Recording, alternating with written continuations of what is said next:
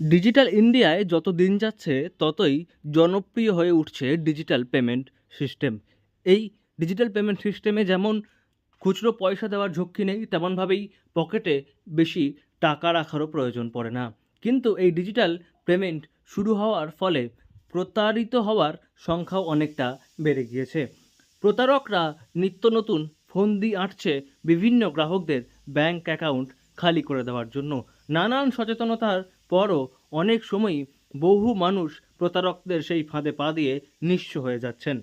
Reserve bank of ইন্ডিয়ার personal ছিলেন, আর আমাদের পুলিশের ছিলেন, আমাদের চেম্বার অফ কমার্সের আমরা ছিলাম, আর অনেকজনকে ডাকা হয়েছে। বোধহয় আরও ডিজিটাল আর যে অনলাইন আর ব্যাঙ্কিং ফ্রডগুলোকে কীভাবে দিয়েছে, অ্যাওয়ারনেস দেওয়া এনাদেরকে কি যেন ফ্রডটা বেড়ে যাচ্ছে এটাকে প্রিভেন্ট করার জন্য কীভাবে প্রিভেন্ট করতে পারবেন। খুবই ভালো প্রোগ্রাম হলো, এনারা অনেকজনের কোশ্চেন এনারা অ্যান্সার দিলেন।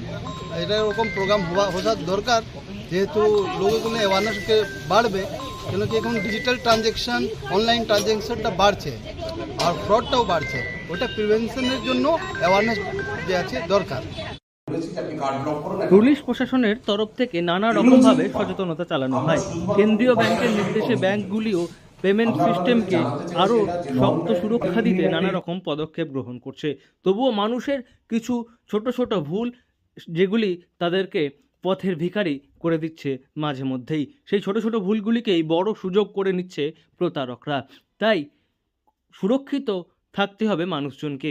আর এই বিষয়েই দুর্গাপুরে এসে এক বিশেষ আলোচনা সভা সারলেন কেন্দ্রীয় ব্যাংক অর্থাৎ রিজার্ভ ব্যাংকের কলকাতা শাখার আধিকারিকরা, এবং ডিজিটাল পেমেন্ট সুরক্ষিত করতে মানুষ কিভাবে সাবধান থাকবেন ইত্যাদি বিষয়ে বলেছেন তারা।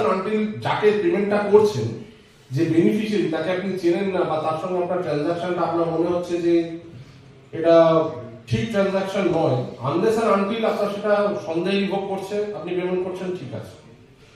অ্যাকাউন্ট ডিটেইলস শেয়ার করলো, আইএফএসসি কোড শেয়ার করলো, এবার আপনি যখন ইন্টারনেট ব্যাংকিং এর মাধ্যমে দিয়ে একটা অ্যাকাউন্ট ডিটেইলস দেবেন,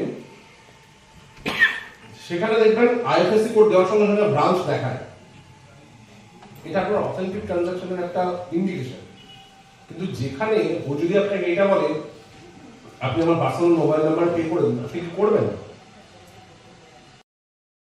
অচেনা লিঙ্ক ক্লিক করার পাশাপাশি বিভিন্ন ক্ষেত্রেই সাবধান থাকার পরামর্শ তারা দিয়েছেন, এবং কোনো মার্চেন্টকে পেমেন্ট করার ক্ষেত্রে আইএফএসসি কোড তার একটি অথেন্টিকেশন বলেও জানিয়েছেন আরবিআইয়ের এক কর্তা। পাশাপাশি পেমেন্ট সুরক্ষিত করতে নানাবিধ আলোচনা চালিয়েছেন তারা। দুর্গাপুর থেকে নয়ন ঘোষের রিপোর্ট, লোকাল 18 বাংলা।